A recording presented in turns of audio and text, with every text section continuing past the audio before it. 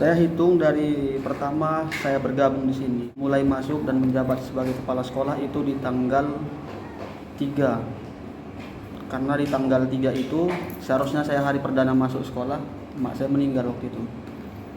Kelang 2 hari, tanggal 5 saya baru bisa masuk kemari. Sampai kemudian di tanggal 7 telah rapat perdana kita perkenalan. Rapat pertama alhamdulillah lumayan yang hadir kan. Kemudian yang kedua itu tanggal 13. Rapat yang ketiga itu di tanggal 14 bulan April. Artinya di bulan Maret memang sama sekali kita nggak ada rapat. Rapat yang keempat kita di bulan Mei tanggal 2. Nah, yang waktu itu hadir bisa dihitung juga pakai jari berapa orang. Kemudian rapat yang kelima itu bulan Mei tanggal 19. Dan kemudian itulah yang bersama dengan pengawas.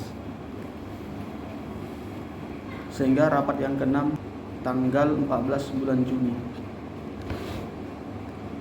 dengan jumlah kehadiran yang segini.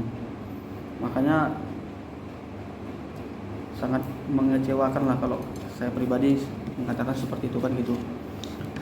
Kemudian terkait upacara boleh dihitung nih Ustazah, dari mulai saya masuk pertama kemari sampai hari ini siapa yang menjadi pengisi upacara, pembina upacara, kan saya aja terus kan gitu. Kemudian piket juga. Kemudian masalah kedisiplinan ini berapa kali saya temukan kehadiran telat kemudian mengkonfirmasi atau bahkan tidak mengkonfirmasi.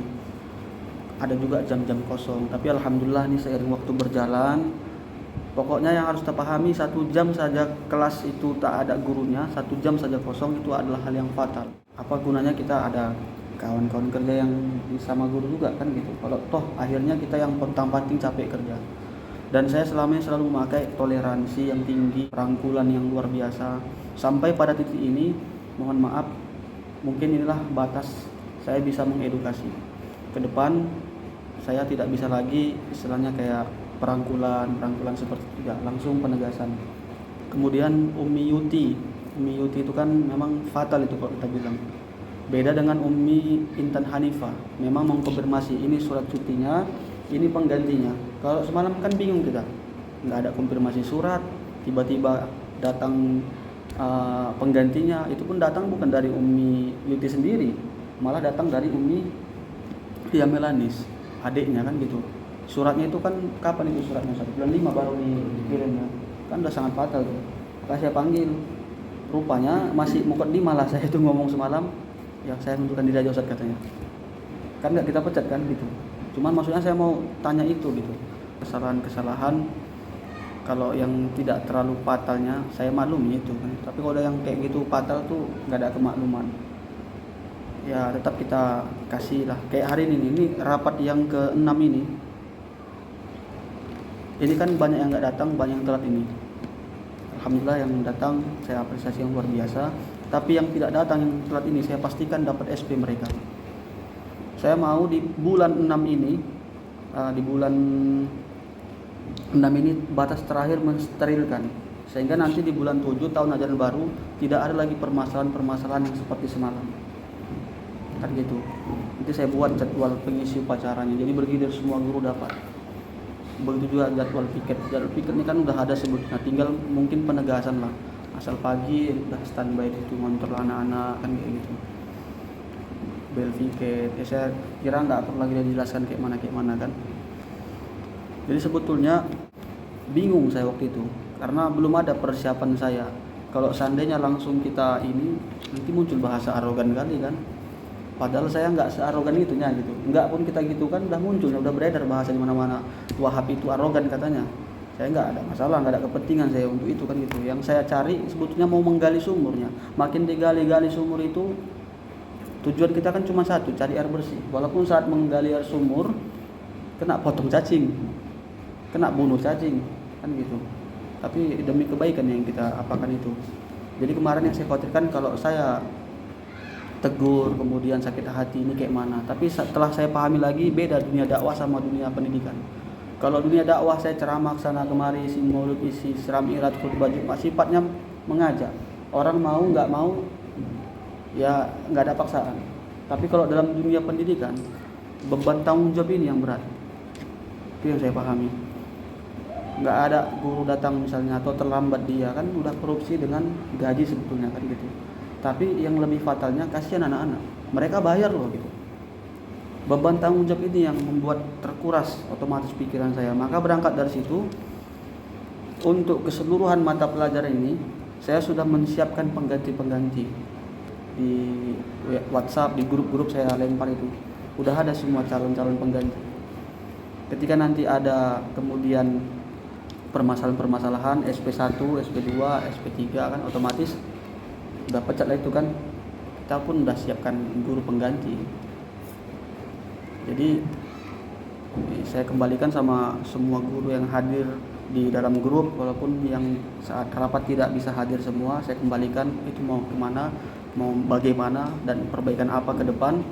Tapi saya minta tolong dirubah. Saya tidak ingin ada melakukan pemecatan atau pengeluaran. Tapi daripada posisi kita tidak bisa mempertanggungjawabkan hal yang sangat mengerikan ini, lebih bagus ya nggak apa-apa lah saya kerja capek, nggak apa-apa saya dibenci, nggak ada masalah. Tapi yang penting ada perbaikan, ada kemajuan. Termasuk hari ini kita sangat sedih, santri cuman 19, santri kelas 1. Santri yang mendaftar di tahun ajaran baru cuma 19. Tapi masih syukur kita mempertahankan per jam itu 45.000 ya udah mantap kali sebetulnya. Maka kalau seandainya kayak gini terus sampai tahun depan, gagal lah kita. Tahun depan saya mau yang daftar di sini 200 kalau bisa, 300 kalau bisa. Majulah kita. Baru kita bisa nikmati hasil. Hari ini nggak apa-apa, kerja capek dulu kita. Kan gitu. Termasuk saya capek mikiri banyak hal lah.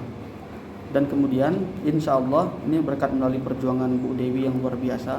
Maka di awal saya sampaikan Bu Dewi ini yang kita tuakan, yang kita hormati. Memang dari dulu proposal yang dibuat dan hari ini alhamdulillah tembus. Insya Allah saya tanggal 16, 17, 18 di Banda Aceh itu kami bimtek, bimbingan pembuatan susunan apal itu. Jadi yang berangkat dari Suhada saya sendiri. Ada 11 sekolah yang dikabulkan proposalnya, termasuk yang di daerah perbatasan SMP Negeri 10. Mereka juga dapat tuh. Ada yang sifatnya perbaikan, tapi kita ini sama SMP Negeri 10 kita khusus pembangunan. Maka dananya miliaran. Ada berapa item yang diproposalkan, dimohonkan oleh Bu Dewi semasa menjabat jadi kepala sekolah di masa lalu. Ada 7 item nggak salah Bu ya? 8. Tapi yang cair Bu 5 item. 5 item inilah yang kemudian sudah ditengok sama orang dinas, sama mereka turun kemari. 5 itulah yang bisa dicairkan. Ya kalau kata pepatah dulu kan, rakit-rakit dahulu, berenang-renang ke tepian, sakit-sakit dahulu nanti senang-senang kemudian kan. Mau sampai kapan kita sakit-sakit terus kan gitu. Tapi percayalah, nggak ada usaha yang mengkhianati hasil.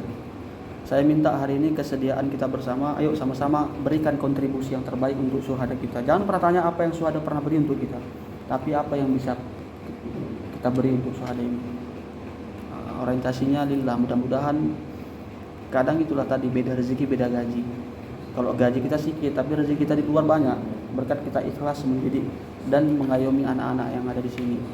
Walaupun yang kita kerjakan nggak sesuai sama hasil yang kita dapatkan gitu, tapi di luar kita dapat lebih pasti. Allah nggak tidur kok. Jadi saya kira demikian sebagai pembuka rapat kita hari ini 14 Juni 2025, hari Sabtu ya. Hari Sabtu. Maka selanjutnya saya serahkan kepada Ustaz Ihsan. Ustaz, nanti jangan lupa SP-nya Ustaz ya. Biar saya lempar juga hari ini ke masing-masing lah.